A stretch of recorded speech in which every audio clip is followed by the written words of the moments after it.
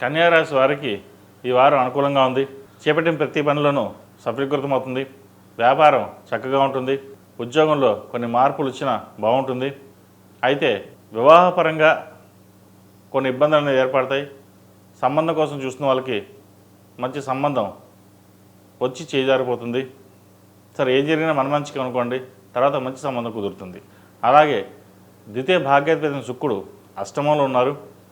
అష్టమ శుక్రుడు అంత మంచిది కాదు. కుటుంబపరంగా లేనిపోని అబండాలు, ధన నష్టం, కుటుంబంలో ప్రతి ఒక్కరి మధ్య విభేదాలు రావడం ఇటువంటి సంభవిస్తుంటాయి. కాబట్టి ఇటువంటి విషయ వ్యవహారాల్లో కొన్ని జాగ్రత్తలు తీసుకోండి.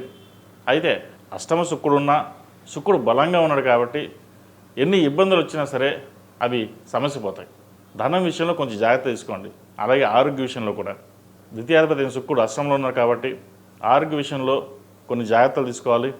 ముఖ్యంగా స్కిన్కి సంబంధించిన విషయ వ్యవహారాలు జాగ్రత్తలు తీసుకోవాలి. వ్యాపారంలో కూడా చిన్నపాటి ఆటంకాలు ఉంటాయి, వాటి విషయంలో జాగ్రత్తలు తీసుకోవాలి.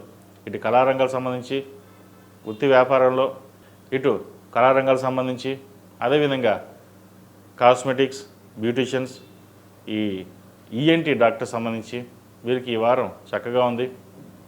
కూరగాయల వ్యాపారస్తులకు, చిన్న తరహా వ్యాపారస్తులకు, పూజ స్టోర్స్ కావచ్చు, హోటల్ బిజినెస్ కావచ్చు, అలాగే ఫాస్ట్ ఫుడ్ సెంటర్స్, కిరాణాకు సంబంధించిన సూపర్ మార్కెట్స్ కావచ్చు, వీరికి ఈ వారం బాగానే ఉందని చెప్పచ్చు.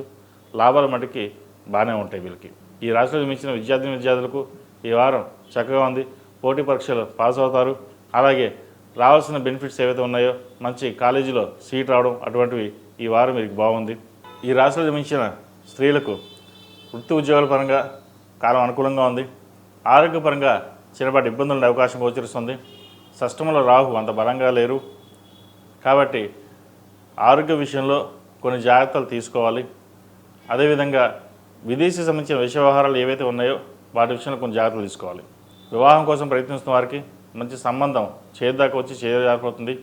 అయితే భవ సంకల్పంలో మళ్ళీ సంబంధం రావడం అది జరుగుతుంది. కాబట్టి అటువంటి విషయాల్లో ఎటువంటి భయాలు అవసరం లేదు. ఈ రాశివారు ప్రతిరోజు ప్రతినిత్యం ఓం నమో నారాయణ ఒత్తులతో దీపారాధన చేయడం, అలాగే దక్షిణామూర్తికి అభిషేకం చేయించండి. మంచి ఫలితాలు సంప్రాప్తిస్తాయి.